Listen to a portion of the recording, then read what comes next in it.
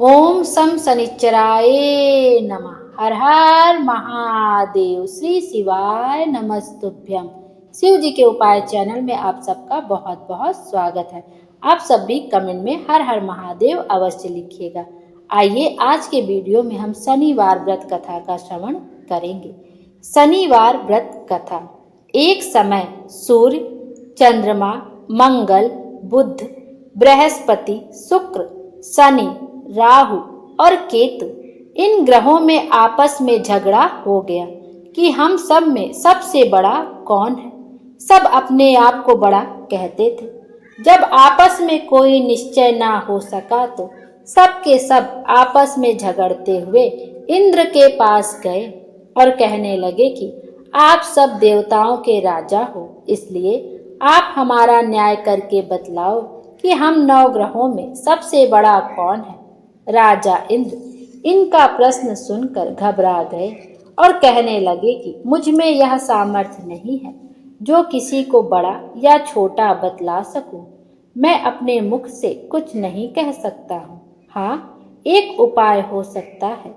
इस समय पृथ्वी पर राजा विक्रमादित्य दूसरों के दुखों का निवारण करने वाले, इसलिए तुम सब मिलकर उन्हीं के पास जाओ, वही तुम्हारे दुख का निवारण करेंगे। ऐसा वचन सुनकर सभी ग्रह देवता चलकर भूलोक में राजा विक्रमादित्य की सभा में जाकर उपस्थित हुए और अपना प्रश्न राजा के सामने रखा। राजा उनकी बात सुनकर बड़ी चिंता में पड़ गए कि मैं अपने मुख से किसको बड़ा और किसको छोटा बतलाऊं। जिसको छोटा बतलाऊंगा वही क्रोध करेगा। परंतु उनका झगड़ा निपटाने के लिए राजा ने एक उपाय सोचा।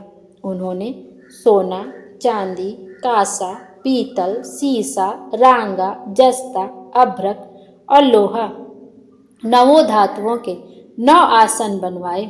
सब आसनों को क्रम से, जैसे सोना सबसे पहले और लोहा सबसे पीछे बिछाए गए। इसके पश्चात राजा ने सब ग्रहों से कहा कि अब सब अपने अपने सिंहासनों पर बैठिए। जिसका आसन सबसे आगे वह सबसे बड़ा और जिसका आसन सबसे पीछा वह अपने आप को सबसे छोटा जाने। क्योंकि लोहा सबसे पीछे था और वह शनि देव का आसन था, इसलिए शनि देव ने समझ लिया कि राजा ने मुझको सबसे छोटा बना दिया है। इस पर शनि देव को बड़ा क्रोध आया और कहा कि हे राजा, तू मेरे पराक्रम को नहीं जानता। सूर्य एक राशि पर 1 महीना, चंद्रमा 2.25 महीना 2 दिन, मंगल 1.5 महीना, बृहस्पति 13 महीने, बुध और शुक्र 1 महीने, परंतु बड़े बड़े देवताओं को भी मैंने भीषण दुख दिया है। राजन सुनो, राम जी को 7.5 आई और वनवास हो गया, और रावण पर 7.5 आई तो राम और लक्ष्मण ने सेना लेकर लंका पर चढ़ाई कर दी, रावण के कुल का सर्वनाश कर दिया। हे राजा, अब तुम सावधान रहना। राजा कहने लगा, जो कुछ भाग्य में होगा देखा जाएगा। उसके बाद अन्य ग्रह तो प्रसन्नता के साथ चले गए, परंतु शनिदेव बड़े क्रोध के साथ वहां से सिधारे। कुछ काल व्यतीत हो जाने पर जब राजा पर 7.5 की दशा आई तो शनिदेव घोड़ों के सौदागर बनकर अनेक सुंदर घोड़ों के सहित राजा की राजधानी में आए। जब राजा ने सौदागर के आने की खबर सुनी तो अश्वपाल को अच्छे अच्छे घोड़े खरीदने की आज्ञा दी। अश्वपाल ऐसी अच्छी नस्ल के घोड़े देखकर और उनका मूल्य सुनकर चकित हो गया और तुरंत ही राजा को जाकर खबर दी। राजा उन घोड़ों को देखकर एक अच्छा सा घोड़ा चुनकर सवारी के लिए चढ़ा। राजा के घोड़े की पीठ पर चढ़ते ही घोड़ा जोर से भागा। घोड़ा बहुत दूर एक बड़े जंगल में जाकर राजा को छोड़कर अंतर ध्यान हो गया। इसके बाद राजा अकेला जंगल में भटकता फिरता रहा। बहुत देर के पश्चात राजा ने भूख और प्यास से दुखी होकर भटकते भटकते एक ग्वाले को देखा। ग्वाले ने राजा को प्यास से व्याकुल देखकर पानी पिलाया। राजा की उंगली में एक अंगूठी थी, वह निकालकर प्रसन्नता के साथ ग्वाले को दे दी। और शहर की ओर चल दिया। राजा शहर में पहुंचकर एक सेठ की दुकान पर जाकर बैठ गया और अपने आप को उज्जैन का रहने वाला बताया तथा अपना नाम विक्रम बतलाया। सेठ ने उसको कुलीन समझकर जल आदि पिलाया। भाग्यवश उस दिन सेठ की दुकान पर बिक्री बहुत अधिक हुई। तब सेठ उसको भाग्यवान पुरुष समझकर भोजन कराने के लिए अपने साथ ले गया। भोजन करते समय राजा ने आश्चर्य की बात देखी कि खूंटी पर हार लटक रहा है और वह खूंटी उस हार को निगल रही है। भोजन के तत्पश्चात कमरे में आने पर जब सेठ को कमरे में हार न मिला तो सबने यही निश्चय किया कि सिवाय विक्रम के और कोई इस कमरे में नहीं आया, अतः अवश्य ही उसी ने हार चोरी किया है। परंतु विक्रम ने हार लेने से मना कर दिया। इस पर 5-7 आदमी इकट्ठे होकर उसको फौजदार के पास ले गए।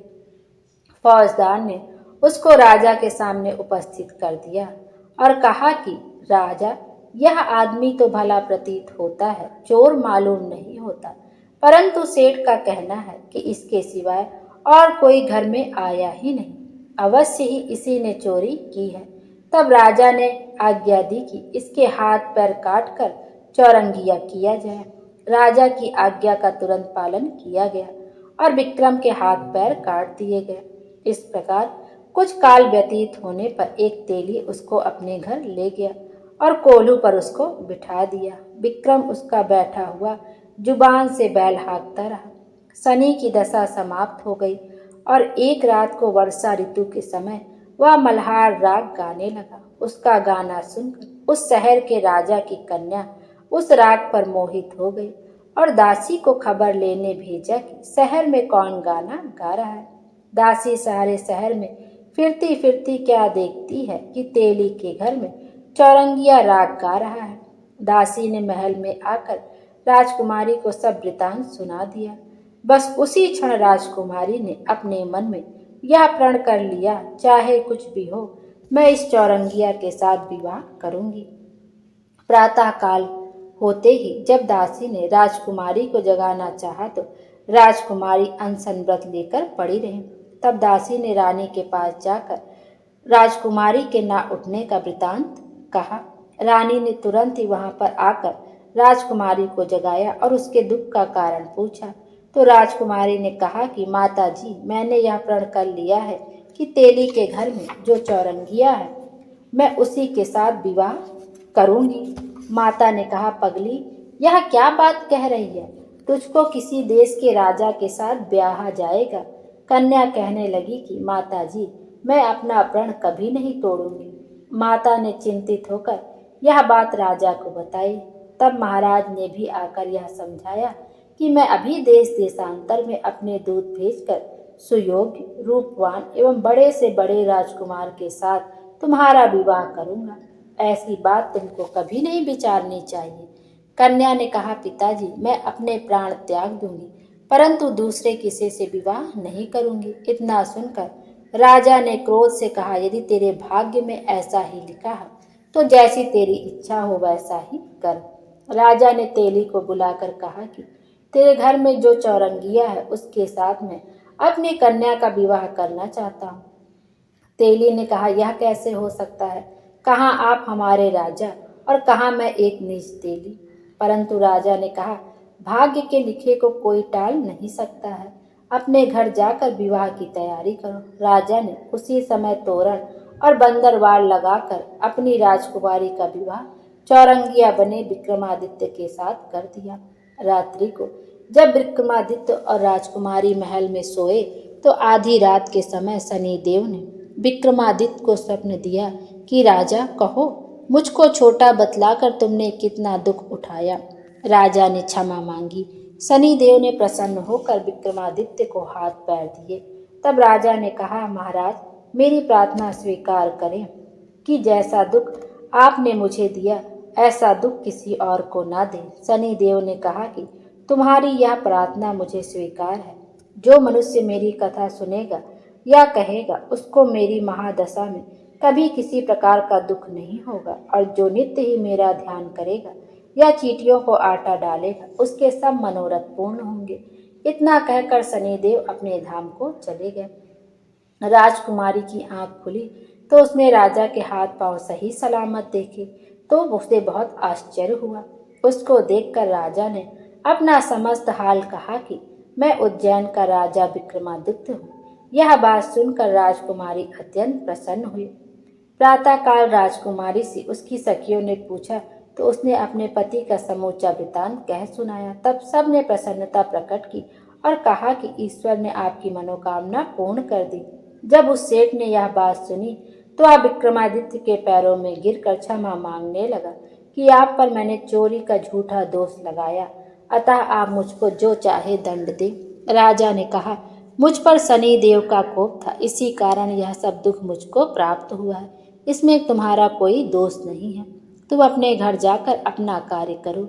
सेठ बोला कि मुझे तभी शांति होगी जब आप मेरे घर चलकर प्रीतिपूर्वक भोजन करें। राजा ने कहा कि जैसी आपकी मर्जी हो वैसा ही करें। सेठ ने अपने घर जाकर अनेक प्रकार के स्वादिष्ट भोजन बनवाए और राजा विक्रमादित्य को प्रीति भोज दिया। जिस समय विक्रमादित्य भोजन कर रहे थे, एक अत्यंत आश्चर्य की बात सबको दिखाई दी। जो खूंटी पहले हार निगल गई थी वह अब हार उगल रही है। जब भोजन समाप्त हो गया तो सेठ ने हाथ जोड़कर बहुत सी मोहरें राजा को भेंट की और कहा कि मेरे श्री कंवर नामक एक कन्या है, उसका पाणी ग्रहण आप स्वीकार करें। इसके बाद सेठ ने अपनी कन्या का विवाह राजा के साथ कर दिया और बहुत सा दान दहेज आदि दिया।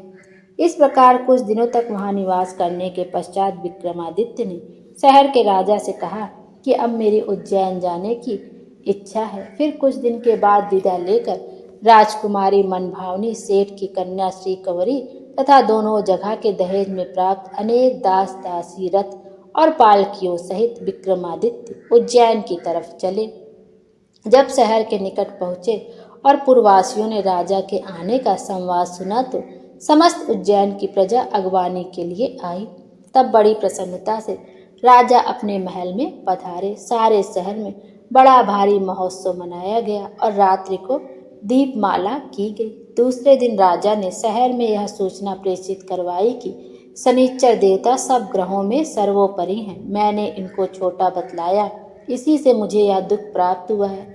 इस कारण सारे शहर में सदा शनिश्चर की पूजा और कथा होने लगी। राजा और प्रजा अनेक प्रकार के सुख भोगते रहे। जो कोई शनि देव की इस कथा को पढ़ता या सुनता है, शनि देव की कृपा से उसके सब दुख दूर हो जाते हैं। शनिवार की कथा को व्रत के दिन अवश्य पढ़ना चाहिए।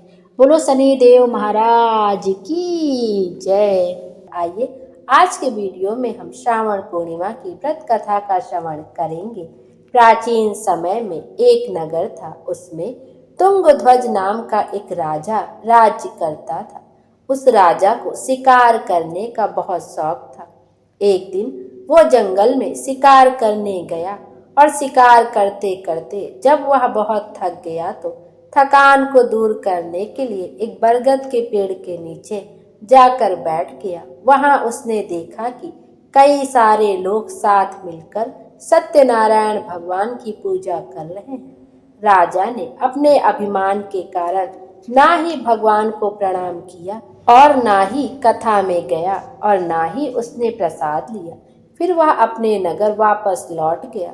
नगर में आकर राजा ने देखा कि दूसरे राज्य के राजा ने उसके राज्य पर हमला कर दिया है। राज्य का ऐसा हालत देखकर राजा तुरंत समझ गया कि सत्यनारायण भगवान और उनके प्रसाद का निरादर करने के कारण ऐसा हुआ है। अपनी गलती का आभास होने पर राजा दौड़कर वापस उसी जंगल में गया जहां लोग भगवान सत्यनारायण की कथा कर रहे थे। वहां पहुंचकर राजा ने अपनी भूल के लिए माफी मांगी और प्रसाद मांगकर खाया। सच्चे मन से पश्चाताप करते देख राजा को भगवान सत्यनारायण ने माफ कर दिया, जिसके फलस्वरूप राजा के राज्य में सब कुछ पहले जैसा हो गया। फिर राजा भगवान सत्यनारायण की आराधना करने लगा और भगवान सत्यनारायण की कृपा से ही राजा ने लंबे समय तक राज्य संभाला। मान्यता है जो भी व्यक्ति सावन पूर्णिमा को कथा को पढ़ता या सुनता है उसकी सभी मनोकामनाएं पूर्ण होती है। कहा जाता है कि यह कथा वाजपेयी यज्ञ का फल देने वाली है। आइए पूर्णिमा की एक अन्य कथा का श्रवण करते हैं। पौराणिक कथा के अनुसार एक नगर में एक साहूकार रहता था। उसकी 2 पुत्रियां थीं। दोनों पुत्रियां पूर्णिमा का व्रत रखती थीं, लेकिन बड़ी पुत्री पूरा व्रत करती थी और छोटी पुत्री अधूरा ही व्रत करती थी। इसका परिणाम यह हुआ कि छोटी पुत्री की संतान पैदा होते ही मर जाती थी। उसने पंडितों से इसका कारण पूछा तो उन्होंने बताया कि तुम पूर्णिमा का अधूरा व्रत करती थी, जिसके कारण तुम्हारी संतान पैदा होते ही मर जाती है। पूर्णिमा का पूरा व्रत विधि पूर्वक करने से तुम्हारी संतान जीवित रह सकती है। उसने पंडितों की सलाह पर पूर्णिमा का पूरा व्रत विधि पूर्वक किया। बाद में उसे एक लड़का पैदा हुआ, जो कुछ दिनों बाद ही फिर से मर गया।